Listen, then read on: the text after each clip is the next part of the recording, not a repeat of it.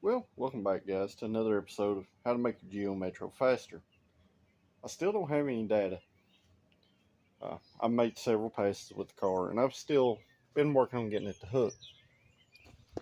Uh, is anytime you make a big change like what we made, you're going to have to go back in this stuff and literally start tweaking things, okay? So I'm going to kind of use this video. I want to document some of the changes I made with y'all. That way it's not all this behind the scenes stuff. Now, I have worked pretty much off and on all week on it, tweaking, messing around with it. Get some pretty promising reactions out of it yesterday. Just driving around, just testing it here and there from like low roll stuff. So I'm probably gonna go out here in just a minute and try to make another pass or two and see if I can get any kind of data. But before that, I'm just gonna kind of show y'all what all I have done to the car to this point to try to make it hook, because that's going to be a super important thing when you start adding power. So I'm going to flip the camera around and we'll go from there. And alright, and first thing you're going to notice is that I've got the white wheels off the other Geo on the front here. That is a 175/70/13 over the 155/80/12s. Now these tires, they are pretty soft and they are not old. You see where they rub the fender a little bit. That's another thing that you'll notice. I have literally slammed this thing out in the front. Pretty much as low as it's going to go and clear this 13-inch tire. But you probably, I don't know if you're going to be able to see up in here or not, but you can see the cable right there, right? So that cable is tied from top to strut bolt up here to the lower control arm, and that cable's installed with suspension loaded. And what that does, it's basically like strapping down the front of a motorcycle. It's going to limit the suspension from upward travel. You would think separation would be good. In front wheel drive car environment, it is not necessarily the greatest thing. So the front is strapped down on both sides. It is just about as low as it can go in the front. And the next thing you're going to notice is that our battery is missing. Well, I moved the battery also. Your battery's on your driver's side front where your weight is.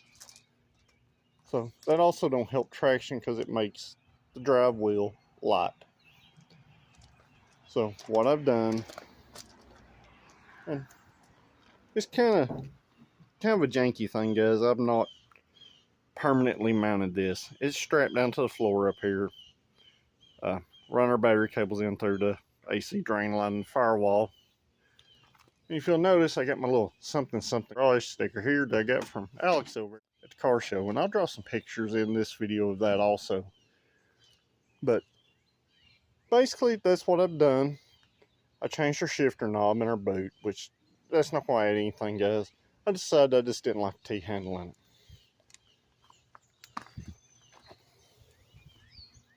So if we step around to the rear here, you'll also notice that we got a really huge wheel well gap in the back. Now, this is important also. And it's one of those things that kind of goes along with our front being mega low up there.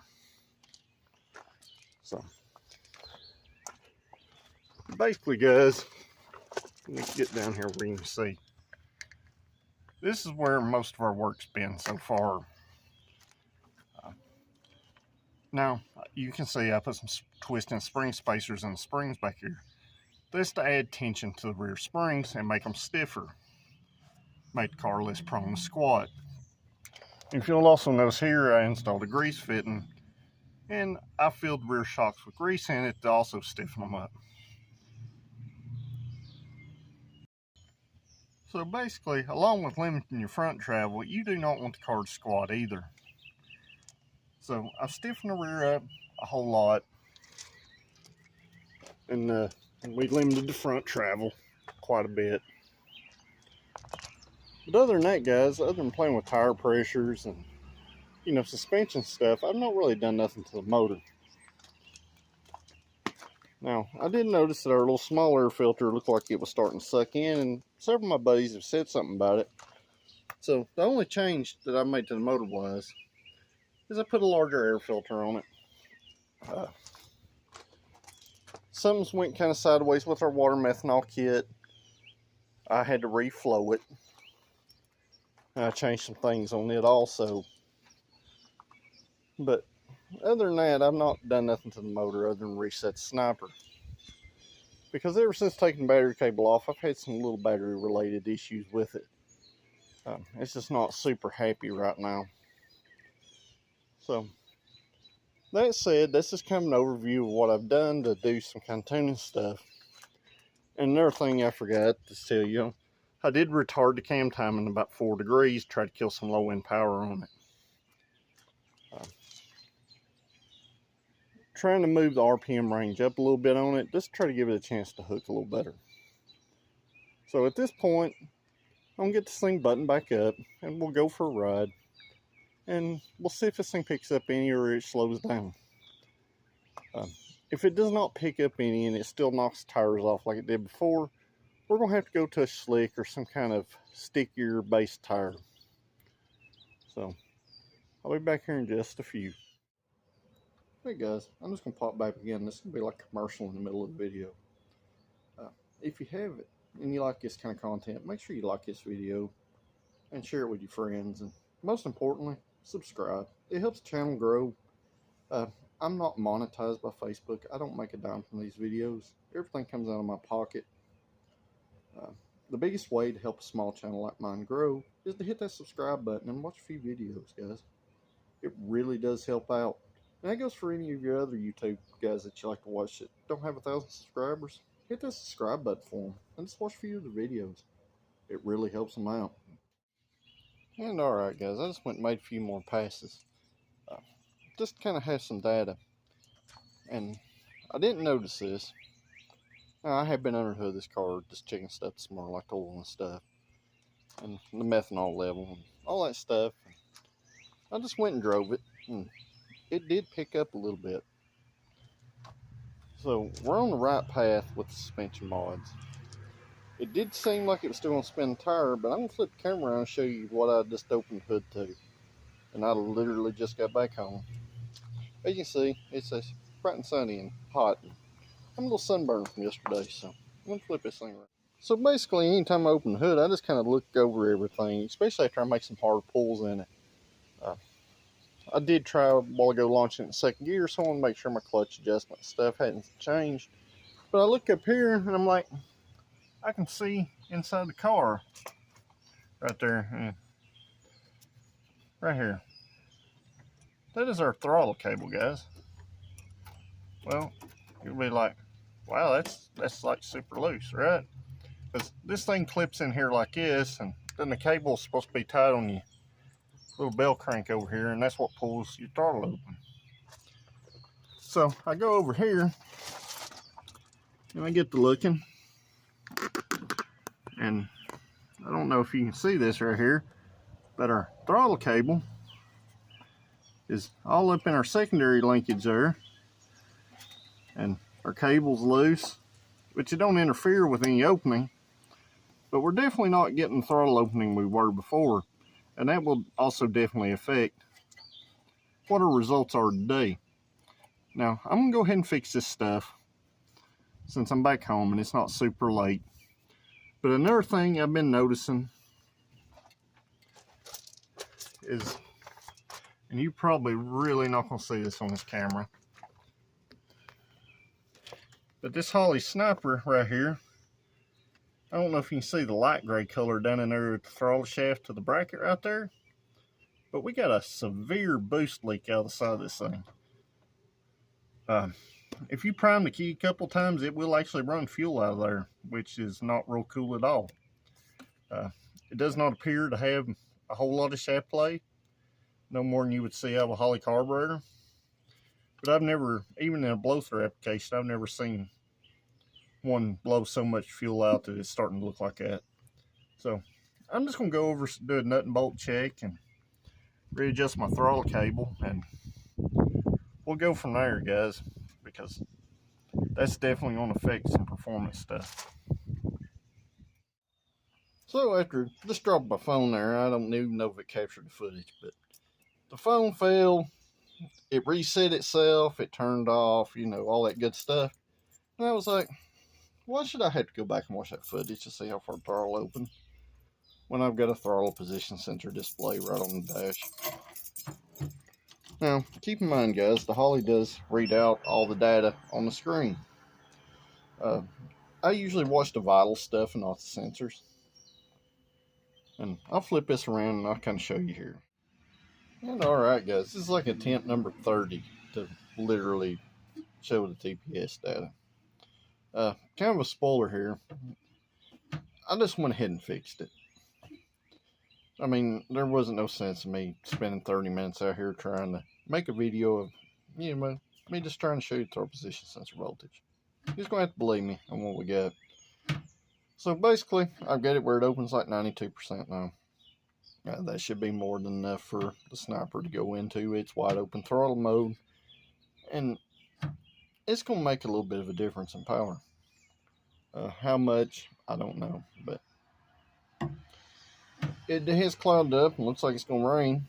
You probably can't see it in the camera. It probably looks clear up here on this side. But if you kind of look up over that way, it's, you know, it's pretty dark. And the wind's getting cool. So that's kind of concerning. I'm going to try to go make one more pass in this thing. And let's hope for the best, because I don't think, you know, the 15% difference here is going to make that much of a difference. It's probably just going to make it spin worse. So, but at this point, I seen something that was a problem and I've got to go test it again. And also be translucent. I have probably put 350 plus 8 mile passes on this car. I'll show you all that here in a minute, but I'm gonna go drive this thing before it starts raining. Be back in a few. And alright, I'm back again. Trip to Mexico, there's way too many border agents out, you know, just looking to snag something just like this. So I just kind of cruised around and come on back home. I was having a few little issues anyway related to tuning the sniper. It was really not happy when I fixed the throttle cable stuff. So after driving it a little while on the way back home, I just kind of cruised it. It's a lot more happier than what it was. So hopefully, I'm going to take a few days off from messing with this thing, because I'm kind of frustrated with it, guys. And, you know, we all know that swapping to the manual is going to make it faster. And it feels like a rocket ship compared to before. But I can't back that up. And I don't like to put data out there that's not good. Like I would expect everybody else that does stuff like this to do. I did watch a video last night with some draggy info, and they were running it on like a 4 to 5 degree slope, which, you know, that really skews your results. But I tried to do mine, even though it is on a slight slope, it's less than 1 degree, maybe a degree to a degree and a half. Some of that's to do with the way the car sits. But, you know, I shoot for repeatable results, and repeatable results are what's important. So, like always, guys, when you get frustrated with something, walk away from it for a little while and come back and revisit it. And sometimes the answer is just right in front of your face. The big thing is, I'm going to have to buy a set of tires. There's just no way around it. I mean, it's ridiculous that I'm going to have to put a set of sticky tires on this car at this point.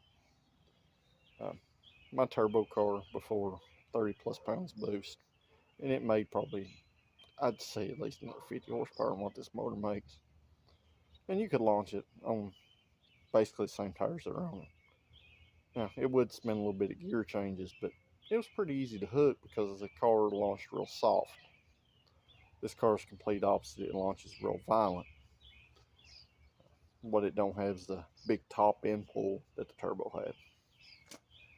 So basically, guys, this is just a video just to kind of show you that things don't always go like you planned for them to go. And all the results aren't, just wonderful, like instant, yay, I won. Now, if you weren't shooting for drag times, this car is perfectly fine just like it is. It is a blast to drive. Gets lots of attention. I mean, I don't know, guys. I'm trying to run it on an unprepped surface on hard tire. Making all its torque right off idle. So we'll get there eventually, and we'll get the data we seek. But I'm just gonna tinker around. Like I said, I'm gonna take a few days off from it and do something else. And we'll see you at the next one.